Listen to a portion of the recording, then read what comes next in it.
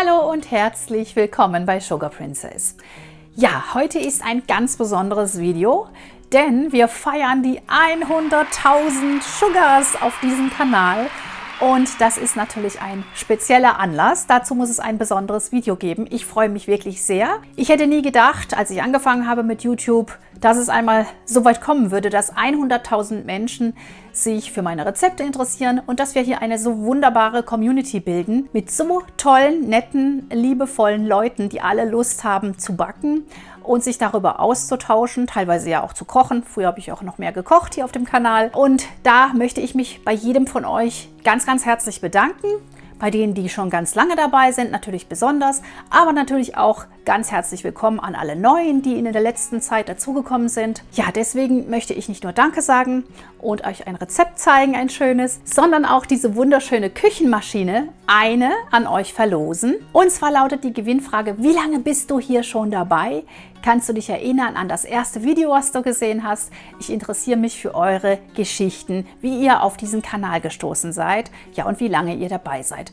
Bitte einfach kommentieren mit dem Hashtag 100k Sugar Princess. Die Teilnahmebedingungen findet ihr wie immer bei mir auf dem Blog www.sugarprincess.de und dort könnt ihr auch noch ein zweites Mal kommentieren, dann seid ihr zweimal im Lostopf, doppelte Gewinnchance. Teilt dieses Video mit allen Freunden, mit der Familie und natürlich gilt diese Verlosung nur für Abonnenten des Kanals. Also alle, die noch nicht abonniert haben, schnell mal abonnieren. Bevor wir jetzt aber ins Rezept starten, möchte ich noch eine weitere Ankündigung machen. Nächste Woche startet am 1. Dezember bei mir auf dem Blog der Sugar Princess Christmas Cookie Club 2023 mit jedem Tag einem Gewinn und einem Rezept im Türchen. Und nächste Woche gebe ich dann natürlich auch den Gewinner für dieses Video bekannt. Lasst uns zusammen feiern mit den leckeren klassischen Spitzbuben oder auch Linzerplätzchen oder auch Hilderbrötchen. Es gibt schon kleine Unterschiede.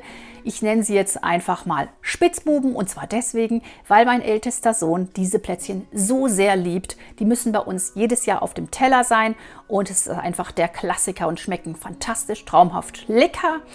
Deswegen lasst uns starten in dieses wunderbare Rezept. Wir brauchen 300 Gramm Mehl. Dazu kommt 200 Gramm Puderzucker. Der darf auch ruhig gesiebt sein, wenn er zu klumpig sein sollte. Hinzu kommen 100 Gramm geschälte, gemahlene Mandeln. Ein Esslöffel Vanillezucker, das ist ungefähr ein Päckchen.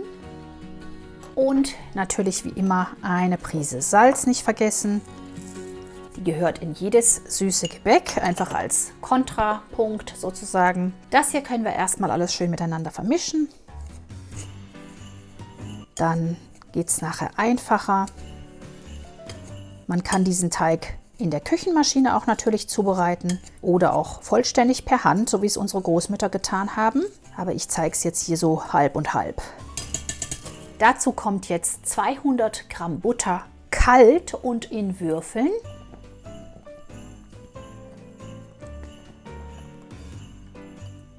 Und 2 Eigelb. Das sind so die Grundzutaten für den Teig. Und wer jetzt noch möchte, kann noch eine Prise Zimt und ein bisschen abgeriebene Zitronenschale hinzugeben. Das ist aber völlig optional. Eine Prise Zimt, ein Hauch nur. Und auch etwas Zitronenschale. Nicht zu viel, einfach nur so ein Hauch. Und dabei darauf achten, dass man nur das Gelb abreibt. Ich nehme jetzt mal gar nicht so viel. Einfach nur so für das Aroma. Und jetzt können wir den Teig mit der Küchenmaschine, mit den Händen oder aber auch erstmal mit dem Rührgerät verrühren und dann vielleicht am Schluss mit den Händen nochmal nachkneten. So mache ich es meistens. Einfach alles miteinander vorsichtig verrühren.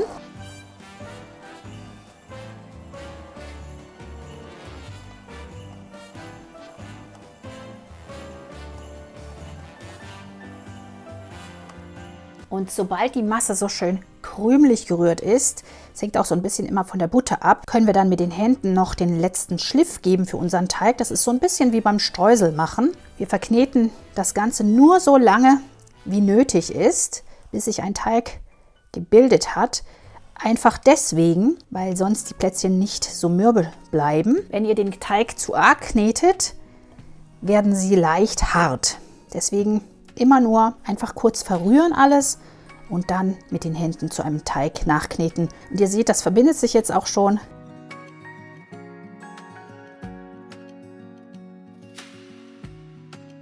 Und auf keinen Fall noch weiteres Mehl hineingeben. Das muss so bleiben. Ganz, ganz wichtig, damit die Plätzchen die perfekte Konsistenz haben.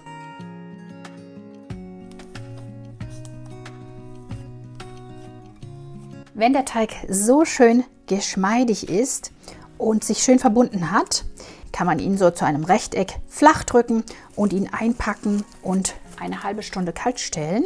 Ganz wichtig ist, nicht überkneten, nicht zu lange kneten, denn dann werden die Plätzchen gerne hart und das wollen wir ja nicht. Wir wollen sie ja schön mürbe haben. So. Und dann kann er in den Kühlschrank wandern. So, meine Ausstecher sind schon bereit. Das sind typische Linzer Plätzchen-Ausstecher oder eben Spitzbuben-Ausstecher. Der eine hat einfach so eine schöne Blumenform und der andere hat eine Blumenform mit Loch. Und so kann man dann diese Doppeldecker-Kekse wunderbar backen. Es gibt auch diese speziellen Linzer Ausstecher. Eigentlich sehen Linzer nämlich so aus. Die haben kleinere Löcher und das sind eher die Spitzbuben, die mit dem großen Loch. Und dann gibt es noch die Hilda-Brötchen. Die haben einfach eine Glasur statt des Puderzuckers. Das sind die Unterschiede. Wir nehmen uns unseren gekühlten Teig aus der Folie. Je weniger Mehl ihr in den Teig einknetet, desto mürber und leckerer bleiben die Plätzchen. Also möglichst wenig Mehl verwenden. Den Teig in mehrere Teile teilen und je nachdem, wie kalt er ist, nochmal vielleicht akklimatisieren lassen. Das Rollholz leicht bemehlen, nicht zu doll, und ihn jetzt auf 3 mm Stärke ausrollen. Ab und zu mal so ein bisschen heben, dass man weiß, klebt er oder klebt er nicht. Jetzt kann man einmal hier mit der Teigpalette drunter herfahren. Und wir müssen natürlich jetzt immer ein paar ausstechen, also einmal einen ganzen Keks und einmal einen mit Loch. Meine Kekse kommen dann auch gleich auf mein Backblech oder auf den Backrost, je nachdem, wie ihr backen wollt.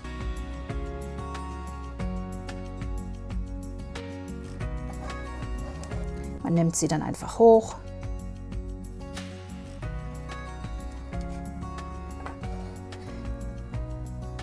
Je öfter man den Teig verknetet, desto weniger gut lässt er sich dann verarbeiten und desto buckliger werden die Plätzchen. Deswegen versuchen, so wenig wie möglich erneut auszurollen. Und jetzt nehmen wir mal den hier, damit man das auch sehen kann, wie der funktioniert. Schauen, dass die Mitte schön mit ausgestochen ist und dann direkt auf dem Blech auswerfen und die Mitte natürlich rausnehmen. Und so geht es dann weiter, bis ich alle Kekse ausgestochen habe. Und ich brauche natürlich die gleiche Anzahl ganze Kekse wie auch Kekse mit Loch. Und dann können Sie bei 180 Grad Umluft für 10 bis 12 Minuten in den vorgeheizten Backofen in die Mitte oder bei 200 Grad Ober- und Unterhitze. Ja, und so sehen unsere Kekse nach 10 Minuten maximal Backzeit aus. Ich hatte sie jetzt wirklich noch kürzer drin, sie sind schon braun geworden. Also so sollten sie sein, mehr auf keinen Fall. Einfach so ganz, ganz leicht hellbraun an den Seiten, an den Enden. Und dann können wir sie auf einem Kuchengitter abkühlen lassen und sie dann weiterverarbeiten. Ich habe so ein schönes stapelbares Kuchengitter. Da kann man auch in der kleinsten Küche Platz finden. Finde ich super praktisch. Das kann man dann einfach hier so gerade drauf stellen und dann hat man einfach mehr Platz zum Stapeln und kann auch in der kleinsten Küche dann schön backen. Jetzt zeige ich euch auch noch meine Mini-Linzer Ausstecher und zwar sind es diese hier. Sind auch super süß. Die haben nur 3,5 cm im Durchmesser und da sticht man sich dann auch einfach immer den ganzen Keks aus, kommt aufs Blech. Und dann natürlich den passenden, entweder mit Stern oder mit Herz. Ganz süß. Ist auch ein schönes Set, kann ich euch empfehlen. Dann habt ihr ganz kleine Linzer Plätzchen. Die sind auch sehr hübsch. Und da ist unser kleines Herz und die beiden kann man dann auch zusammen backen. Die letzten steche ich dann meistens noch so kleine aus. Das macht auch immer sehr viel her auf dem Plätzchenteller. Und natürlich immer schauen, dass ihr die gleiche Anzahl ganze und Lochkekse sozusagen habt. Hier kommen sie jetzt aufs Blech und ich lege dann immer die passenden gleich zusammen, dass ich weiß, habe ich auch die richtige Anzahl. Vorsichtig dann rausdrücken mit irgendeinem Gegenstand, der euch gerade zur Hand ist. Und dann habt ihr euren Lochkeks. Jetzt kommt natürlich der richtig spaßige Teil des Ganzen. Alle Kekse sind fertig und schön getrocknet und etwas gefestigt. Sie sind ja sehr, sehr mürbe und brechen leicht, wenn man nicht aufpasst. Man muss sie wirklich richtig gut abkühlen lassen. Ich habe jetzt hier alle meine Lochkekse, die werden mit Puderzucker überstäubt und die Unterseiten werden natürlich mit Marmelade dann gefüllt. Wir starten einfach mal mit dem Puderzucker.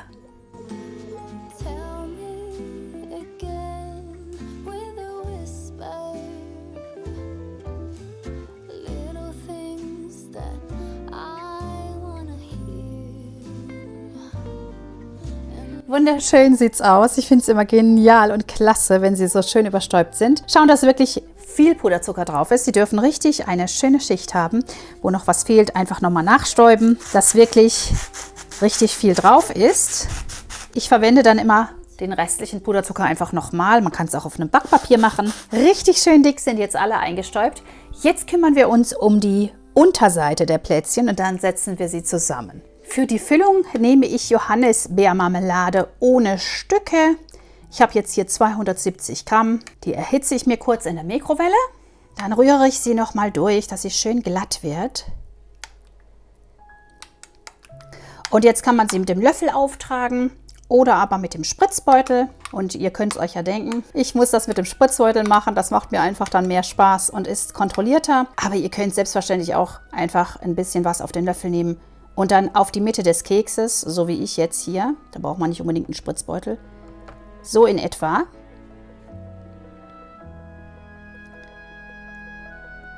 In der Mitte sollte mehr sein. Und ich finde halt, mit dem Spritzbeutel kann man das viel besser dosieren und viel leichter dann und viel schneller machen. Und dann kommt der andere Keks hier oben auf. Ich nehme mir dann immer ein Glas und dann hier einfüllen. Und vorne ist er natürlich noch nicht geöffnet, den schneide ich jetzt gleich erst auf. Und jetzt seht ihr schon, da läuft die Marmelade nach vorne. Ich habe es ein bisschen zu voll gemacht, glaube ich. Und wirklich nur wenig abschneiden hier vorne oder eben eine Tülle reinmachen. Aber ich schneide es immer lieber ab bei Marmelade, weil die halt sehr flüssig ist. Sagen wir mal so, wirklich ganz wenig. Das sind nur 3 mm abgeschnitten jetzt. Und ihr seht, das kommt jetzt richtig kontrolliert raus. In der Mitte am meisten. Und das finde ich halt wesentlich besser. Man kann dann so auch noch nachher die Kekse füllen.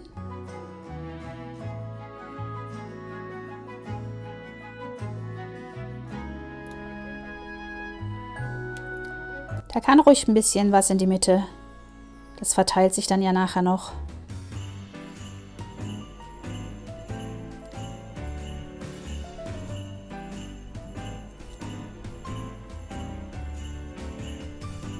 Druck wegnehmen, raufspritzen, Druck wegnehmen, raufspritzen, Druck wegnehmen, raufspritzen.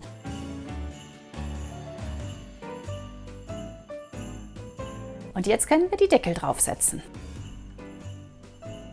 Schauen, dass man auch genug Kleber außen rum hat. Wenn es nicht genug sein sollte, dann nochmal rumgehen einfach. Oder halt von vornherein größer spritzen den Kreis. Und schön übereinander setzen. Und ich finde, die sehen einfach so wunderschön aus. Es ist einfach toll. Da lohnt sich auch der ganze Aufwand.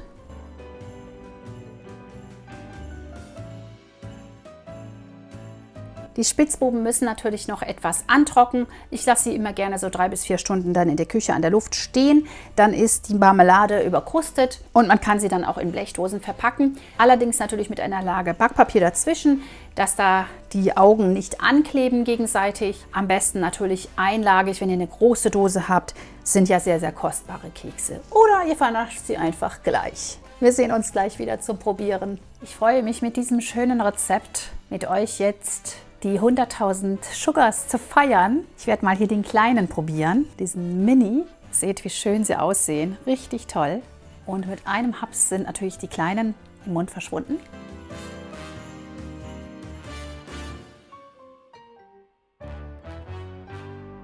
Ich probiere mal noch den großen. Der sieht wirklich auch wunderschön aus.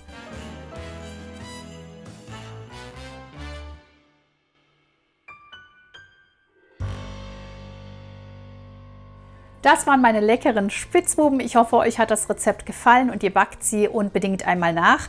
Ihr werdet sehen, eure Familie wird sie absolut lieben und ihr müsst sie dann wahrscheinlich gut verstecken, dass sie bis zum Advent halten. Denkt daran zu kommentieren mit dem Hashtag 100k Sugar Princess und dann seid ihr im Lostopf, natürlich nur, wenn ihr Abonnent seid, für die wunderbare Küchenmaschine. Nächste Woche Sonntag gebe ich dann auf dem Blog den Gewinner dieses Spezialvideos bekannt. Viel Spaß beim Nachbacken, viel Glück bei dem Gewinnspiel und denkt daran, am 1. Dezember geht's los mit dem Sugar Princess Christmas Cookie Club. Dann sehen wir uns auf dem Blog und ansonsten nächste Woche zum ersten Advent wieder am Sonntag um 10 Uhr. Bis dahin macht's gut, bleibt gesund, tschüss!